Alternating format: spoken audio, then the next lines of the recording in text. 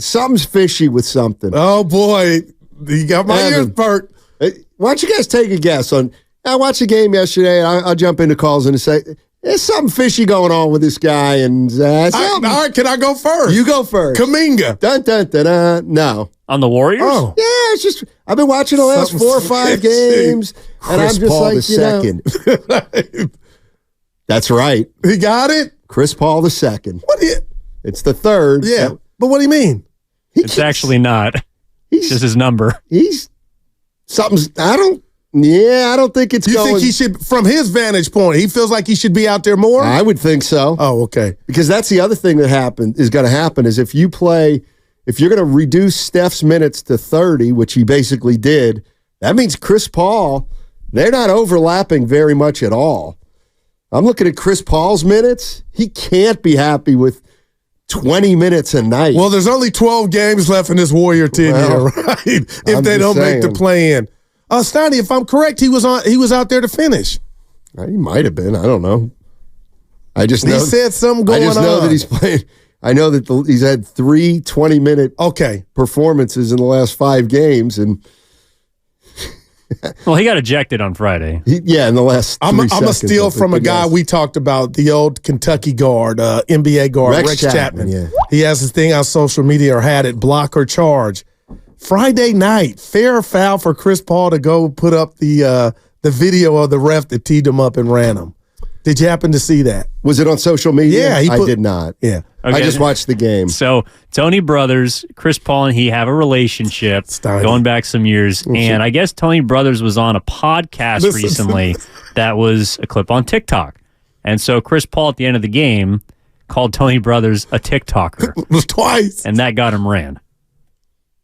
Yeah, but... And then he posted it on his IG, the clip of Tony Brothers on TikTok after the game. Saying, I'm the jury, I'm the executioner. Like, I have all the control and power. That's what Tony Brothers... I was like, damn, Chris. But anyway, it is what it is. Yeah. What did you think of the last shot? I love that play. They run it a lot. For who? For Clay. Because they don't make those anymore. He was leaning to the left a little bit. Exactly. Steph and Clay were 0 for 3. In the last minute of that game from 3-point shots. To me, they just look tougher than any shots they've taken over the course of their career. I look at the 3 that Steph took after Conley made the one from the corner. Boy, that's a tough shot. He back ironed it. It was there. It was there. But boy, it's not an easy shot. And just going in fewer, and they're just not shooting like they've shot it in the past. And they're just not doing everything like they've done in the past. And it's why they're where they're at. The question is, do you really think that as they get older, they're going to be able to reclaim it and make more and more plays that they haven't made this year? Or do they need a lot of help? Well, this is going to be one of the, I don't want to say greatest, how about the most important off seasons of Joe Lacob's tenure? And I'm going to tell you this, Donnie. This is what I know about Kuminga, and I gave him an A. But when he faces Kuminga, guys like himself, it's not as easy as it is when you can do it against teams that don't have physical specimens like himself. So I'll say this to that. I don't know how long it's going to take him to be able to get that polished.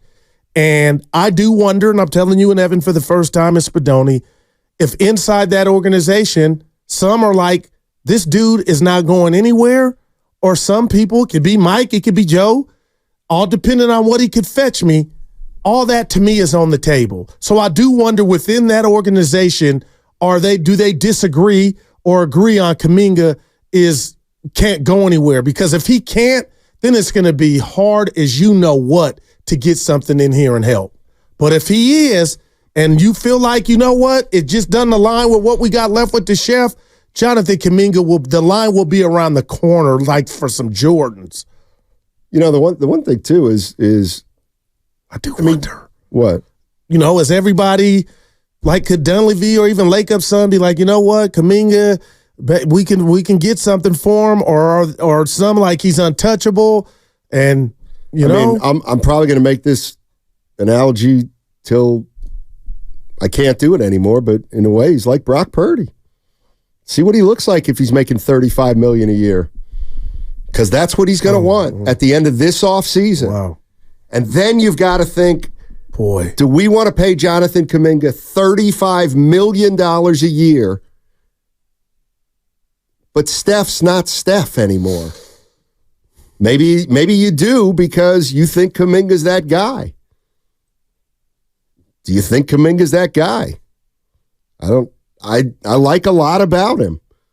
But you watch him play this weekend, and that's the other thing. You realize you don't go from a rookie to a veteran in 3 months. Right. He's been playing great. They just played 2 games against 2 pretty good teams, 2 teams that are well coached. With length. And you know what? He didn't do much. Yeah. Okay, that's 2 games. I get it, but you got beaten those 2 games, and what I'm saying is he sat a lot yesterday. Now you look at the finished product, but you have to be, if you want the benefits of Jonathan Kuminga in 3 to 4 years, you have to live with the struggles now. Right. And if you live with the struggles now, you got to look yourself in the mirror and say, we ain't really equipped to make a run because we're just not, our young players aren't there yet, and our old players might not be either, but they're on the other end. Well said. And before you get to the calls, Donnie, shame on me. And this has nothing to do with Kuminga, but when he was at his highest this year and he was getting 25, 28 left and right, I was disrespecting guys that have done it in this league like Pascal Siakam. And I'm like, man, he might be greater than. If he ends up being that, I think that's good enough. But the bottom line is shame on me, and it's not Kuminga's fault for me thinking one day or 1 minute of this basketball season that Kuminga might possess or is more than a Pascal Siakam, who's a complete player, and Kuminga is on his way, hopefully, to get to that juncture. But, Steiny, if you would have saw Kerr's interaction with Kuminga yesterday, the extended sit right before the first half, it was defensive breakdowns. Kuminga was not getting out on the wing, and that is not age. Those are breakdowns. You possess all the athleticism. You're 21, but time and time again, and it happened Friday night, Steiny, he was letting this man get lost, and they were hitting him with the 3-ball. And he's not just the only one, but I was watching Kerr, and he's just looked like he has no answers, Matt. None. Well, I hope you keep that in mind when you're begging for Kuminga, and everybody thinks he's playing better than he is, but defense is half the game, and he'll cost you at that end. And I'm not doing that to pick on Kuminga, but the bottom line with his team is every player on the team is just not, nobody's playing great. And Steph's playing, Steph's been Steph, but he's not Steph of last year. Clay is just not the player. Kuminga is getting better, but he just can't, he's not going to be able to get there quick enough.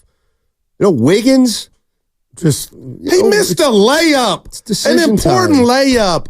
I don't want to come in here and say that cause if we're going to bring up GP2, Sonny, you got to make that. I mean, damn. And this is the other. That's all. Come on, man. Here's the other thing. I mean, if you want to get into Gary Payton II, what is it? Are we in April yet? Sonny, those were too many minutes for him yesterday. March he had what? 8 rebounds. What's the date today? 25th. 25th. There's 3 weeks left in the season. Gary Payton II was playing in the 2-minute lineup. Gary Payton II. So that tells you right now. Chris Paul II. But was that Kerr a byproduct of Kerr being looking around like somebody I had to do it. Nobody else is doing crap. Right. It's a byproduct of you're not having a good year because you don't have a rotation. Because you don't know who's playing at specific times. Wow, because Steve Kerr hasn't developed one, and because the players haven't been consistent enough for him to develop one, and because for some part of the season he made a commitment to Moody, and then Moody didn't get it done, and he owed it to Kevon Looney the first half of the season before he said, you know what, I can't live with Looney anymore. And then he went with Steph Curry playing 34 minutes a night, and he realizes now 3/4 of the season through that maybe Steph Curry isn't equipped to play 10 straight minutes in the fourth quarter anymore at 36 years old. And Draymond Green gets into trouble again with the league, so he misses 1 out of every 3 games. So that rotation's a problem because he ties units together. And the next thing you know, you're 36 and 34. And if you want to, excuse yourself out of the book, you can, and just bring everybody back. And it'll go better next year. To do what? If I'm just saying. Because you're not rebuilding if you don't make any big wholesale make sure changes. you hear what I'm saying. Yeah. If you think that Curry's just going to bounce back next year and Draymond Green's going to play 70 games and give Klay Thompson a good number and have him come off the bench and do that, and Kuminga, pay him, and then go ahead. Then we'll be better next year and we don't have to do much. That's fine if that's what you really think. But who really thinks that now? Speaking of the word think, you came in here and you said you woke up this morning just going back to Curry's minute usage, and you were surprised at the vitriol that was coming towards Kerr's way. With the gun to your head, Steiny, tomorrow in Miami, if that same scenario happens, because I'm not ready to say this is going to be the norm, do you think Steph would come back in the game sooner than later? Or should we condition ourselves, Warrior fans, of he ain't getting past his jersey number too many more times the rest of this season? I don't know what the decision is, but I would think you do one of two things. You say, if we're going to keep his minutes to 30, we better keep him to 30 in the next 2 nights. Or I would say, the hell with it. He won't play against Orlando, and if we have to play him 36 minutes tomorrow, we will. The answer I was looking for out of your mouth, the words, you said nothing to play in. Like there is something to play for, I hope. But if they are resonated to where, you know what, Steiny, it just is not worth it, then I'll never know, but we'll be able to tell moving forward, like, that means something. You do not want to finish a collapse, in a sense, letting the Rockets just run you down. I mean, I'm not saying you're wrong, but I think 6 months from now, whether or not the Rockets ran them down or whether the Warriors lost 111 to 97 in the play-in game against the Lakers, it's going to matter. Let's go to Mike in Oakland. What's up, Mike? How you doing, buddy? Hey, you guys. Good afternoon. Man, look, I don't know where to begin. There's so much wrong. Steve Kerr was very confused, bless his heart. He don't know what to do. They took all the youngsters away, and they made it to 9. So now you don't have extra guys that can run, like Moody and Lester Keonis. You need those 2 guys because they can also score, but they also play good defense. If you notice, I don't know if anybody's noticed, but since he's made the roster smaller, the team has lost more games. They have gotten worse. So I would like for Steve Kerr to actually this year to think out the box, and if he wants Steph and those guys to last, then please play those guys I just mentioned because they're worth playing. I just think that this team can still do it, but Steve Kerr is not pushing the right buttons. He's not making the right rotations, and I think that's the real problem why they're losing, and turnovers as well. If they can straighten that out, they can go far. Thank you. I don't believe that the Warriors aren't winning because of Steve Kerr's rotations. Well, he said the condensed lineup, like Moody and Looney are out right now. I'm not saying. So what do you want to do? I'm looking at Gary Payton a second. Maybe if the 24 that he played yesterday, what if that was 14 and you broke Moody off 8? Well, 6. That's 20, that's and you gave Looney 4. Maybe that's 1 or 2 rebounds. That's fair. I do not believe their issues are around the margins like that. That's well said. Around the margins. I mean, we're talking about marginal issues. Now, could it have helped them win a game or 2 here or there? Maybe, but I don't know if it's the difference between 10 seed and a 5 seed. Now you got me wondering if CP3 is really. He's unhappy. Barry Sanders yesterday. He's got to be unhappy. He played 20 minutes. He's got to be unhappy. And he's been in the zone. Why would he only play? Who did he play for last year? The Suns, right? Yeah. People always. This is the one thing about the home fans. You got me thinking. This is one thing about home fans. They always just think, my team, my guys. I was looking from the other way. So you're telling me Chris Paul got traded to the Warriors? They're in 10th place, and he's not playing. Yeah, he's happy. And I don't know why he's not playing. I hadn't thought of it till you brought it up. Remember, 20 minutes. We went from worried about Chris Paul Oh, he's not going to start. Oh, you're talking to me. He didn't care about if he wasn't going to start. But let me tell you what he did. He played 29 minutes a night last year. He's playing like 20 the last 3 weeks. And he's been pretty productive even when Curry was out. Now he goes. Now he's going to go out, tell the rest of the league, don't you ever end up with Golden State. They treat the outsiders so that won't poorly. be worse what he thinks of Phoenix. By the way, this would be the first time in 15 seasons that Chris Paul would play on a team that lost or won 44 or fewer games. Good God, listen to that. Well, that's his fault. And that was on OKC a few years back. Oh, my gosh. Man. Let's go You might be on it. We'll never know unless he says something maybe after the season's over if they don't make it. No. You don't have to think about it. He's happy. I'm thinking about it now. He's playing 20 minutes. He's playing 20 minutes a night for a team that ain't going anywhere. Didn't even seem like he's that excited. Yesterday, 20. Yeah, he's excited. Flea in Oakland. What's up, Flea? How you doing? Wiseman. Flea. What's going on? Hey, Flea. Hey. My favorite 2 a.m. when I leave work, man. It's good hearing you guys. What's up, man? You got to talk to us, man. Hey, listen. I want you guys to really ponder this lineup: Steph, Clay, Kuminga, Wiggins, and Trey Jackson. I think that'll be a hard starting lineup. And the next thing I wanted to say is Steve Kerr don't like young guys. We kind of like, after seeing him coach for all these years, he like old guys around Steph and Clay. But another thing I wanted to say is that I think we are really missing Wiseman and having Poole because we don't have no big man and we don't have nobody to take nobody off the dribble now that Steph Curry then got older. So I want you guys really to ponder that lineup, man. I think with Trey Jackson and Wiggins and Kuminga with Steph and Clay, and that starting lineup with the other Draymond and Pozinski coming off the bench, that'll be a harder lineup. I'm not mad at that at all. I think I told Steiny something like that last week. Thanks. Who is it? Remind me again. TJD. Okay. Clay, Steph, Dre, and Kuminga, if I'm correct, Evan. Yeah. Why not, Steiny? Okay, what are we going to do about our non-scoring 2 big men again? Well, like what about and I love pods. What about when we put pods in there fair. right now?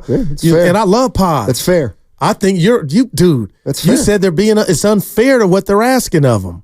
Steiny, if you don't think Kerr's rotations are an issue, then you aren't watching the games. How can you say rotations don't make a difference? I didn't say they didn't make a difference. I said that ain't the reason they're 36 and 34. That's not the reason they're 36 and 34. To me, the rotations are not the issue that they're not 5 games better. That's just me. Feel free to disagree. But there are reasons why, he's had to do a million different rotations.